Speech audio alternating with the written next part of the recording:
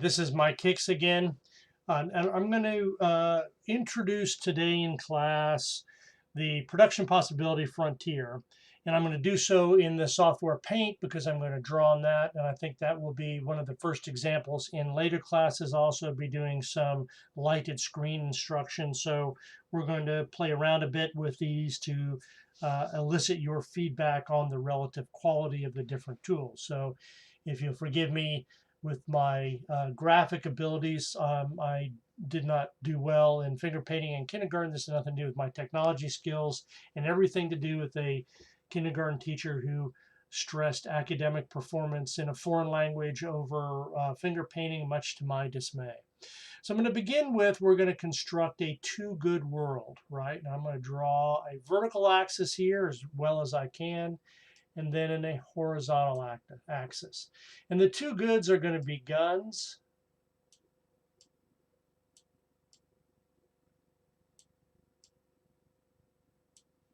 and butter. And we're assuming in this model that we have a single economy that's a command economy where the amount that's produced of either butter or guns is determined by a central authority. A central authority like a minister of armaments or the like.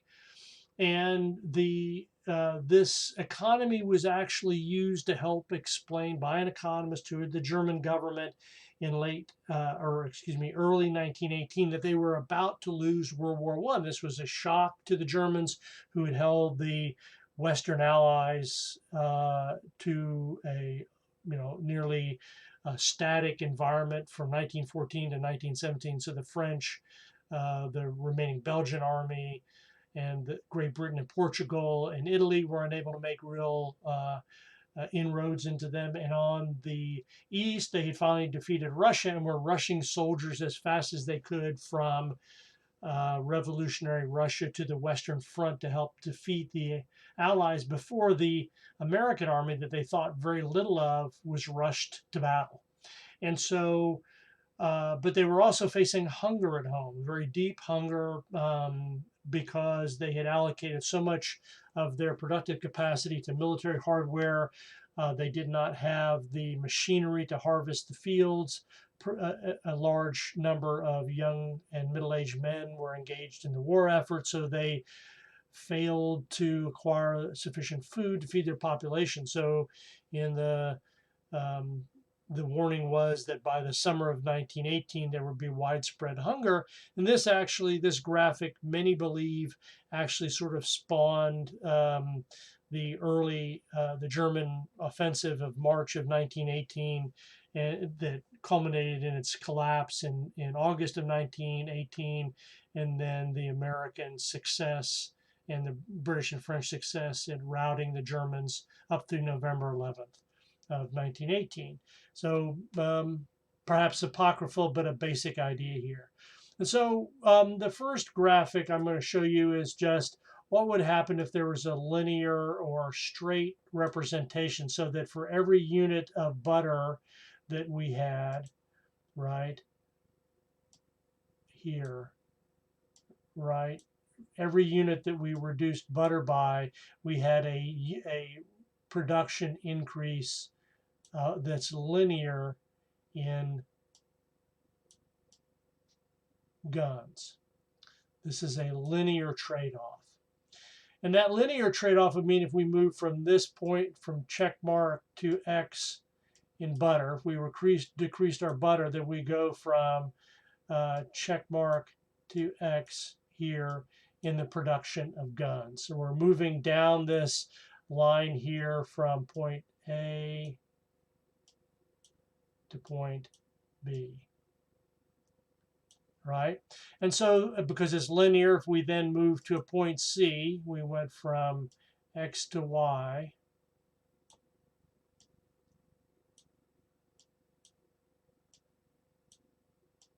We move from point A to B to C. We're seeing a different mix of production, right? So as we move from A to in this direction, we're favoring the production of guns, and the trade-off between butter and guns is exactly linear. Well, the problem is that's not really what happens. What we really observe is a quasi-linear or convex function representing the trade-off between butter and guns. I'm going to create a new file.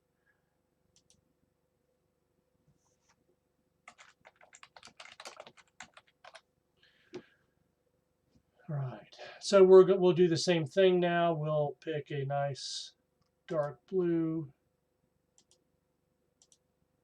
and we'll have a vertical, well, purplish. We'll have the same thing here. We'll have guns.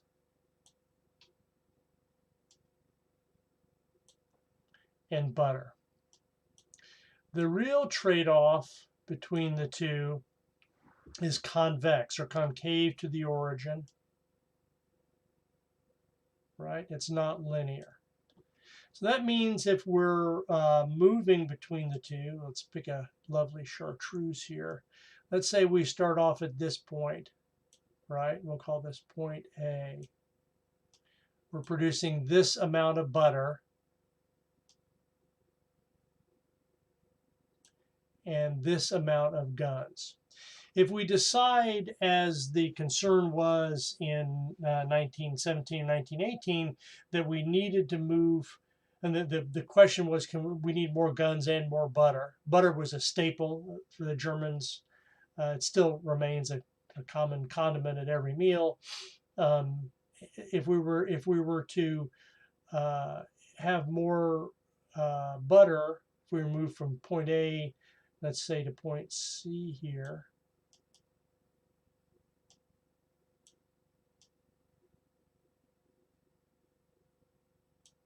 then we would give up this much guns in order to get this much butter.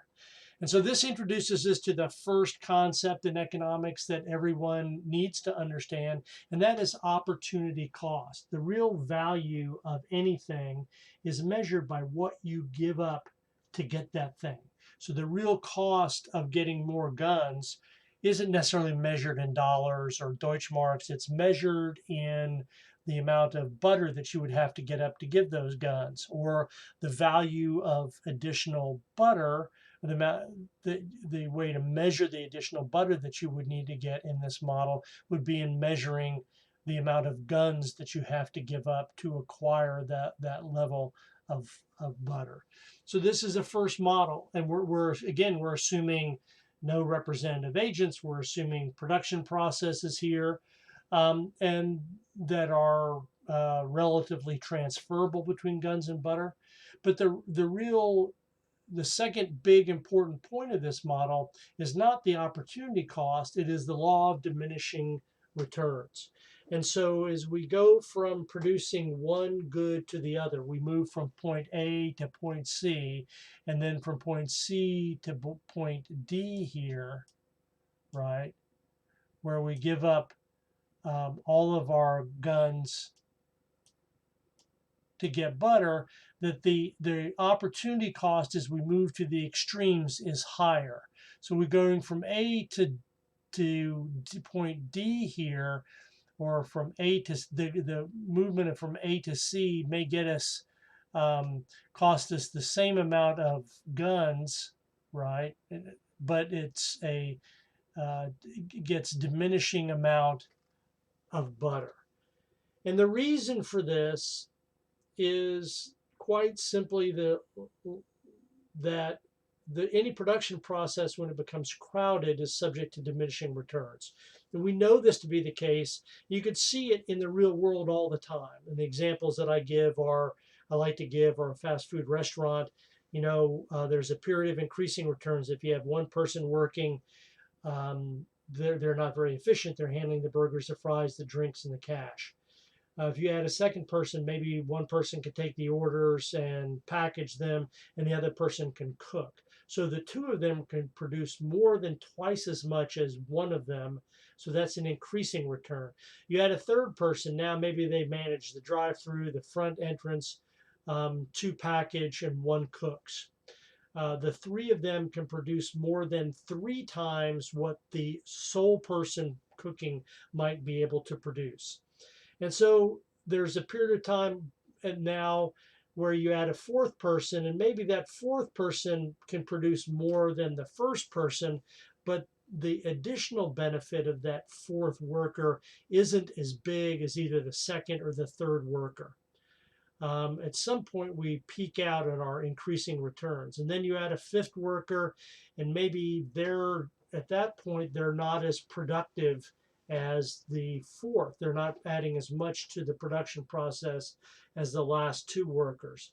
And if you keep filling these, putting these folks in a restaurant, all of a sudden they start getting their signals mixed, they're packaging up the wrong orders. And if you've not worked in fast food, if you've only observed it at shift change, it's often a disastrous cacophony of bad management. And that's simply because there's too many people back there to give orders or to allow people to do their jobs seamlessly as they're trained. And so as you move from a sort of median point at like a point A between guns and butter towards point D, the opportunity cost of getting that little bit extra butter is a lot bigger loss of guns. And so that's the second big modeling conclusion that you can apply to this. There is a law of diminishing returns. The other insights from this are interesting is that we often don't have a fullness of production occurring. So we might have a point E here where there are some unused resources, right? So E is a point that would occur if we had unemployment, as we do today. It would be a point at which if we have excess capacity in factories. So our potential is out here on this production possibility frontier, but we're underperforming that at this point. In reality, we're always there. We always have some unemployment. People are changing jobs. Their businesses are in the process of going away and new ones are coming up. And there's a lag between the period of time that one person may be hired or fired in that process.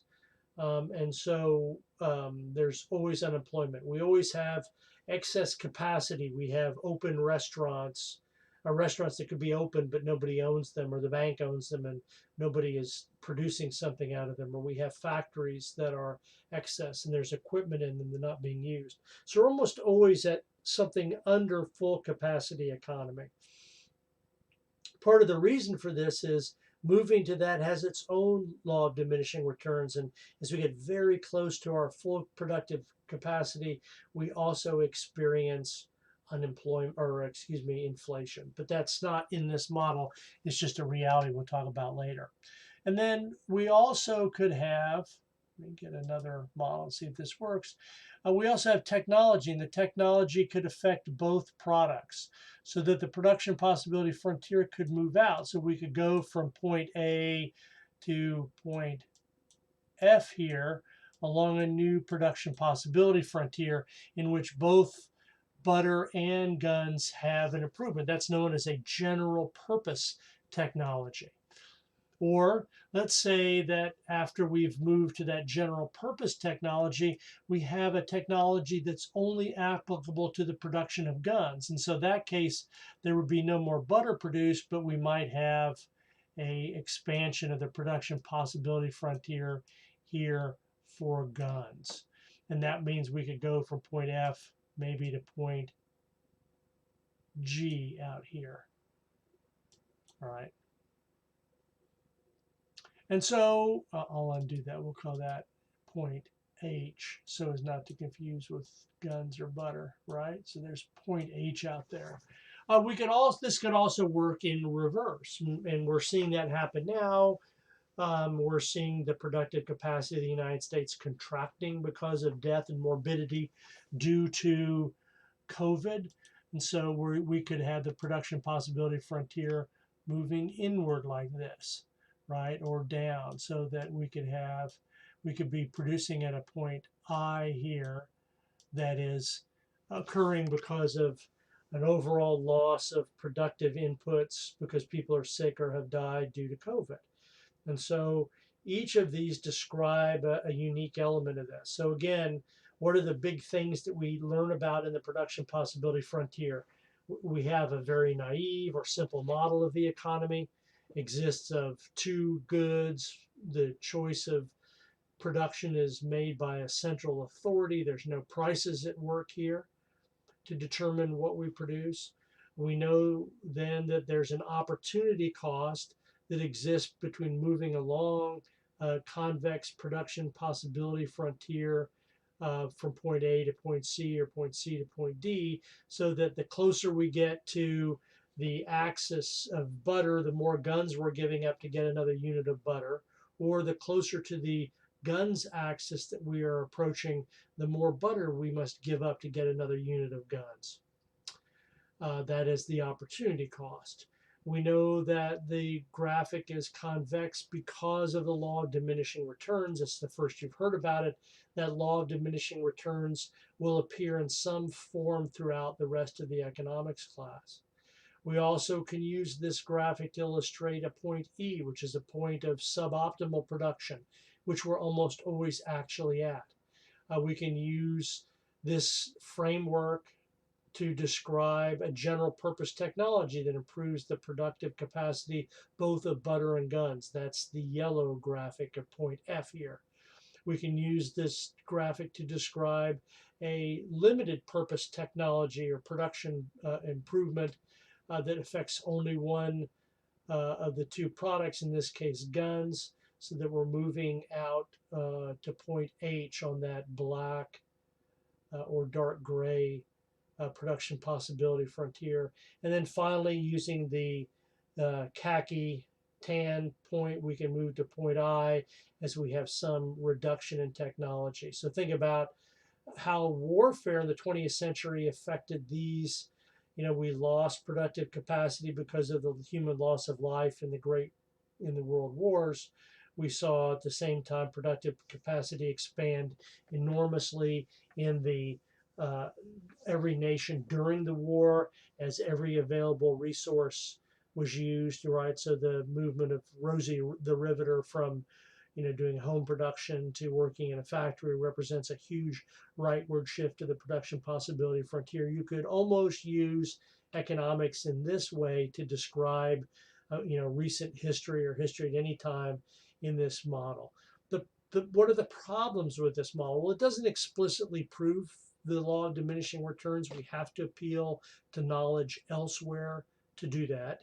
We don't know typically the trade-off between these two goods and opportunity costs. We don't measure goods or services in the value of the other. That's a barter economy. We used to do that, but that's relatively infrequent today. We use money as an exchange agent, and we don't know really what technologies are impacting us or how they impact us. So you could have them offsetting. So at the same time, World War II cost us 86 million human souls, which would have caused the production possibility frontier to slide inward. It also was a incredible reckoning with new technology and advances in materials and production process and education for households. So this model is not very good for measuring effects that move in different directions, which is not an uncommon problem in any of our analysis here.